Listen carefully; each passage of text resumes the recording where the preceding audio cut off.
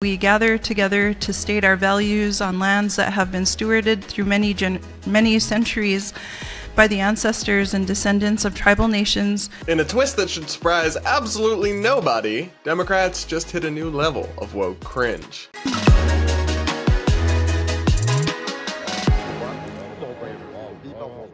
We're going to break down all this and so much more in today's episode of the Brad vs. Everyone podcast, my daily show where I take on the craziest ideas from across the internet and across our politics, all from a center-right, independent perspective. If you're new here, please do consider subscribing and sticking around, and regardless, do remember to hit that like button as we go along, and do comment with your thoughts. I do read the comments, and I pick a few to respond to in every episode. So up first, we've got to check in on the Democratic National Convention, the DNC, that's being held right now this week in Chicago, with all the Democrats coming together to celebrate Kamala Harris, unveil their campaign platform, and just kick off the election season with a huge gathering of Democrats. When you have that many Democrats in one place, there's one thing you can expect for certain, and that's some performative virtue signaling, of course. And that was on display from the very beginning of this year's DNC, because they kicked things off with a land acknowledgement. Let's take a listen. We're going to jump right into the land acknowledgement. The Democratic National Committee wishes to acknowledge that we gather together to state our values on lands that have been stewarded through many centuries by the ancestors and descendants of tribal nations who have been here since time immemorial. We honor the communities native to this continent and recognize that our country was built on indigenous homelands. We pay our respects to the millions of indigenous people throughout history who have protected our lands, waters, and animals. While we meet in Chicago, we also recognize and honor the traditional homelands of the Anishinaabe, also known as the Council of the Three Fires, Ojibwe, Ottawa, and Potawatomi nations. We acknowledge the many other tribes who consider this area their traditional homeland, including the Miamia, Ho-Chunk, Menominee, Sac and Fox, Peoria, Kaskia, Wea, Kickapoo, and Muscatan, Mascotan. Let's see, and I believe that is our land acknowledgement. Madzigiradz Nakbagao. Thank you. So, if I was going to be doing something like that on stage, I'd probably write out the pronunciations to avoid tripping over them like that. But this was not just this one clip from one of the side rooms at the convention. They actually put this land acknowledgement on page 1 of the official Democratic Party platform. So this virtue signaling is something the Democratic Party is officially all in on. And once again, I have to reiterate my message. Give it back or shut the fuck up. Land acknowledgements are incredibly pointless. They accomplish absolutely nothing. They're simply an attempt to virtue signal that we are good and we are guilty white people, and we acknowledge the suffering of these groups, but we don't actually intend to do anything about it or give any of the land back, of course, but we're good white people. We acknowledge all the bad things that people did in the past. It's an attempt to cash in on the cultural currency of sympathy and victimhood and identity without sacrificing or actually doing anything at all. That's why even many Native American and indigenous leaders and activists reject the practice of land acknowledgements. I want to read you guys a little bit from an article authored by 3 Native American leaders where they point out the many problems with this current form of the land acknowledgement practice. No data exists to demonstrate that land acknowledgements lead to measurable, concrete change. Instead, they often serve as little more than feel-good public gestures signaling ideological conformity to what historians have called, in context of higher education's DEI efforts, a naive, left-wing, paint-by-numbers approach to social justice. This really is an important point. There's no data or evidence or studies whatsoever showing any positive impact from doing these land acknowledgements. They are pure and unmitigated virtue signaling, hot air. And they're also often worded in a way that doesn't even satisfy actual Native and Indigenous activists. From this article again, they write, take, for instance, the evocation in many acknowledgements of a time when Indigenous people acted as stewards or custodians of the land now occupied.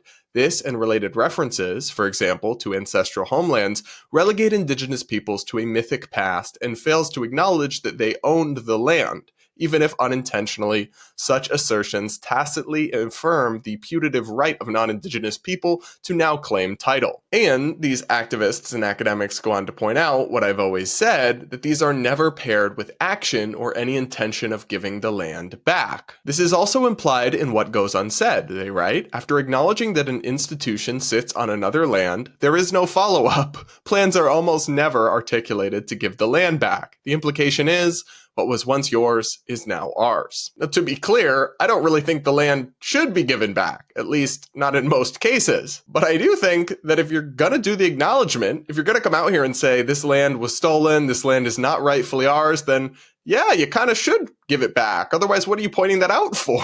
Other than just a virtue signal. The other thing these academics pointed out about land acknowledgements that I didn't know and I found very interesting reading this article was that they're often done or kind of co-signed by groups or organizations that purport to represent Native Americans who are brought in to consult on them and paid, but are actually run by what's called pretendians, people who claim to be Native American, but don't actually meet the requirements to truly authentically claim that. And I found out again from this article that apparently the number of pretendians outnumbers the number of actual Native American people 4-1. That is crazy. And of course, it just adds another layer of irony to the whole land acknowledgement thing, that they're actually often working with groups who aren't Native American, at least not in the authentic sense. And I've got to talk about this ahistorical trope of the noble savage that you see in almost all of these land acknowledgements. Many Native American and indigenous peoples were treated horribly by settlers and by colonizers and by the American government over the centuries. But they were not all these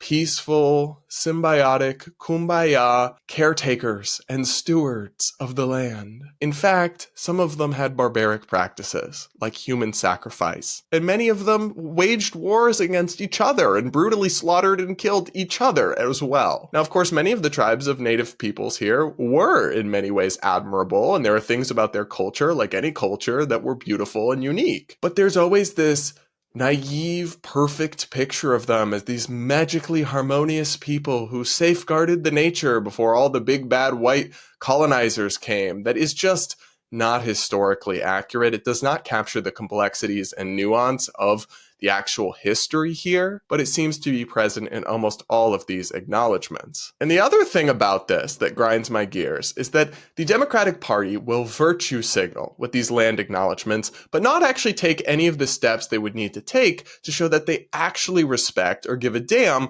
about Native American or indigenous people. For example, Democratic Senator Elizabeth Warren, who was caught and confirmed to have lied about being Native American for many years, is still a welcome member, a leader of the party in good standing, even though she exploited the Native American community and identity for her own personal and professional gain. So if you're claiming to care about Native and indigenous people with these grandiose statements at the very front of your party's platform, but you don't even punish or ostracize members of your party who so blatantly disrespect actual Native American people, then you can't possibly mean the things you're saying. Again, kind of like with the pronouns thing we discussed yesterday, I don't think this is ultimately of huge significance, but it does show us, once again, that the activist flank of the Democratic Party is increasingly running the show. And for anybody who wants to see common sense win the day, that is not a good omen. What do you guys think of the land acknowledgements at the DNC and of the practice more generally? Do let me know in the comments. And now let's talk about another moment from the DNC when Joe Biden attempted to fight the teleprompter, and unfortunately,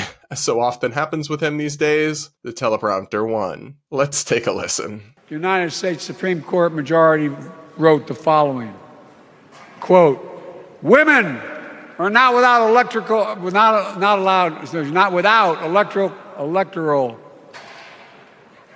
or political power." No kidding. Oh God, he literally just glitched reading a teleprompter. Guys, this wasn't even like answering questions or engaging in thought. It was reading words off of a teleprompter. This is so bad. It's so hard to watch. But guys, this is the dude with the nuclear codes. This is the guy who at any single moment could be pulled into the Situation Room, could be asked to make decisions that determine not just the fate of every living American, but of the very future of humanity. I don't know, guys, it just does not fill me with confidence whatsoever when I see the leader of the free world who's supposedly unable to read lines from a teleprompter without totally glitching and melting down. I still don't understand how he can step down from running for president by acknowledging that he is too old to do the job, but not resign. The math for me is not mathing, babe. Now, some people say, well, he was just acknowledging that he can't do it for another 4 years, that over the course of the next few years, he might become too old to do it. Sure, Jan. Sure. I think we've all seen enough, because it's not just one clip here or there. It's not just deceptively edited. We all saw it at the debate, and we've all seen it time and time again. After years of gaslighting that this wasn't real, that this was cheap fakes and all that, we've all seen it. Joe Biden is cooked. His brain is pudding. It is mush. And I'm sorry, but somebody in this state of cognitive decline probably shouldn't be responsible for the nuclear codes. Up next, we've got to talk about a new economic proposal from Kamala Harris that totally misses the mark. As CNBC reports, Kamala is proposing to raise the corporate tax to 28%, rolling back a key part of Trump's tax cuts, which reduced the corporate tax rate. Harris' campaign spokesperson told NBC News that she would push for a 28% corporate tax rate, calling it a fiscally responsible way to put money back in the pockets of working people and ensure billionaires and big corporations pay their fair share. As president, Kamala Harris will focus on creating an opportunity economy for the middle class that advances their economic security, stability, and dignity, Singer wrote in an email. Part of the reason that Kamala is floating this idea is that she needs to explain how she's going to raise revenue for all the massive spending, grab bag, free stuff she keeps proposing. And whether you like it or not, this would raise revenue. As CNBC reports, if enacted, the policy would raise hundreds of billions of dollars, as the nonpartisan Congressional Budget Office has projected that 1 percentage point increases in the corporate rate corresponds to about $100 billion over a decade. It would also roll back a big part of former President Donald Trump's signature legislation in 2017 as president, which slashed the corporate tax rate from 35% to 21%. Now, this policy interests me because it's one of those things that you see so often in economic discussions from progressives that sounds great at first glance, especially if you don't know kind of how the details of this stuff all works. If we could really just fund awesome programs that would help working class people and just corporations will have to pay a little bit more out of their bottom lines, I think a lot of people would be on board for that. But you have to understand that is not the reality of what raising the corporate tax rate entails, not at all. Economists across the political spectrum largely agree that a significant chunk of the corporate tax rate just gets passed along to workers through lower wages. According to the Nonpartisan Tax Foundation, studies examining corporate income taxes across countries, those looking at differences in corporate taxation within countries, and models of wage bargaining in the corporate sector all support the idea that workers bear a large portion of the corporate income tax through lower wages. The estimates vary, but most studies indicate that labor bears 50 to 100%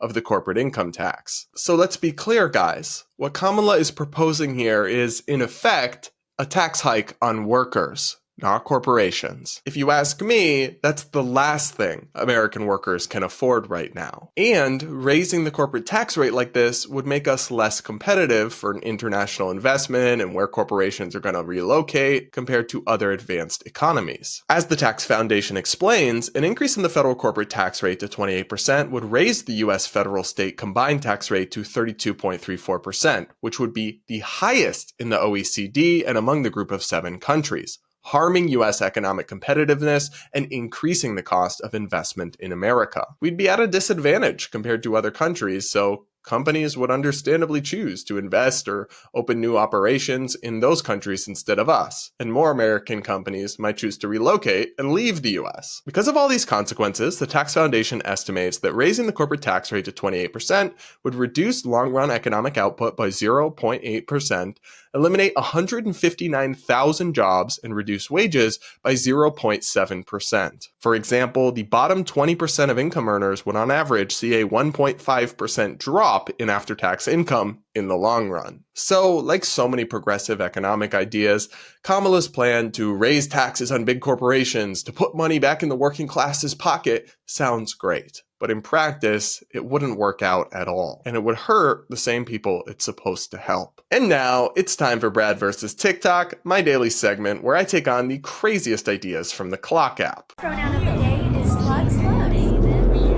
Today, we're going to take a look at a TikTok account I discovered, which features the cast of a woke musical called Why Am I So Single? Their most popular musical number, at least based on their TikTok clips, is lovingly entitled, Why Men Are Trash. Let's take a listen.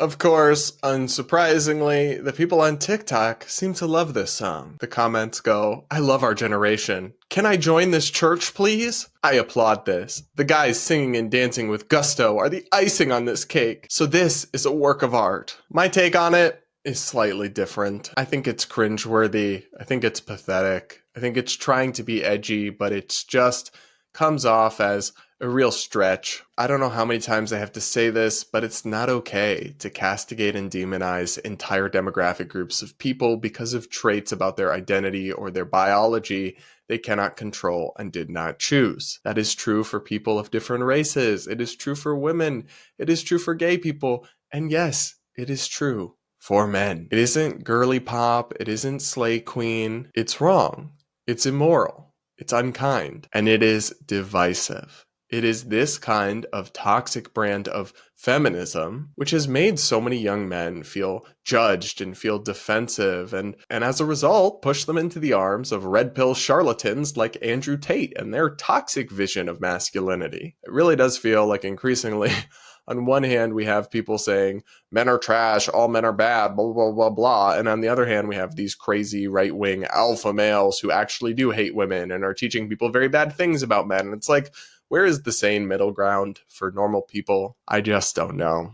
And I do have to say, I know some of the men in this cast I poked around identify as non-binary, but they're still males. They're just males in denial, I guess. Hi, Joe Foster. Oh my god, hi! Happy non-binary day. Thank you, that's so wait, I'm not non-binary. Just kidding.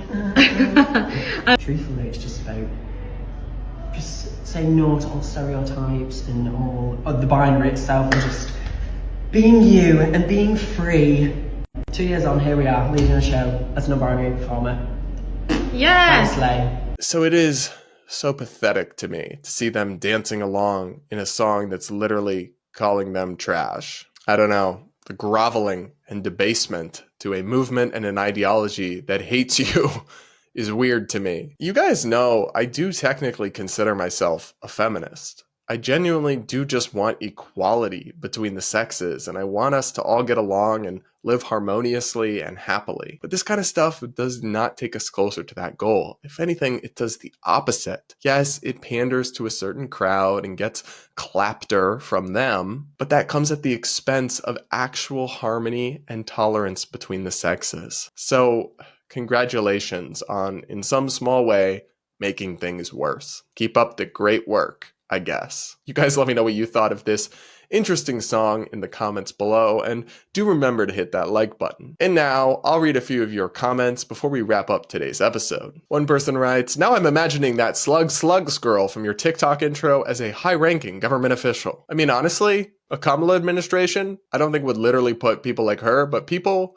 not that far from her might be in positions of power. Another person says that my opinion on the 13-minute section is that while I agree we shouldn't have to pay for overpriced goods and services, what can we do as a country to hold other countries accountable for screwing the USA over on trade? Well, I think in the case of countries like China, who genuinely do things that are unfair in US trade practices, like steal our IP and all that, the best way to get back at them is not to hurt American consumers by punishing them with new taxes in the form of tariffs, but to sign free trade deals with other countries and trade with them instead, like Pakistan, like India, like South Korea, so we can, instead of trying to reshore stuff that's not efficient and increase costs for everyday Americans, we can just trade with other people instead. That's the approach I would like to see the US take. Another person says, I'm sitting here eating my tuna salad burrito and I'm absolutely seething at this overt racism. Sounds like violence to me. You know, that's part of why I found the outrage over the white people tacos joke so lame. Is like, it's not even a totally, I wouldn't care regardless because I don't get triggered by jokes, but it's not even a totally empty stereotype of that white people don't like spicy food. Like, I know a lot of white people who cannot handle spicy food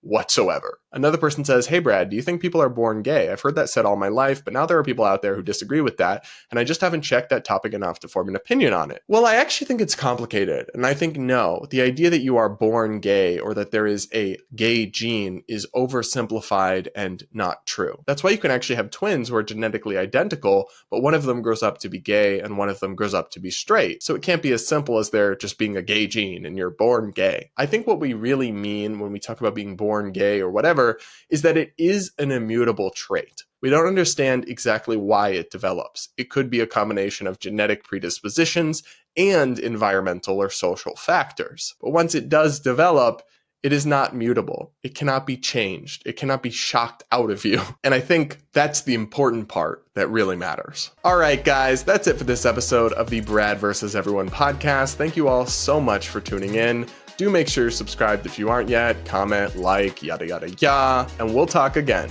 tomorrow.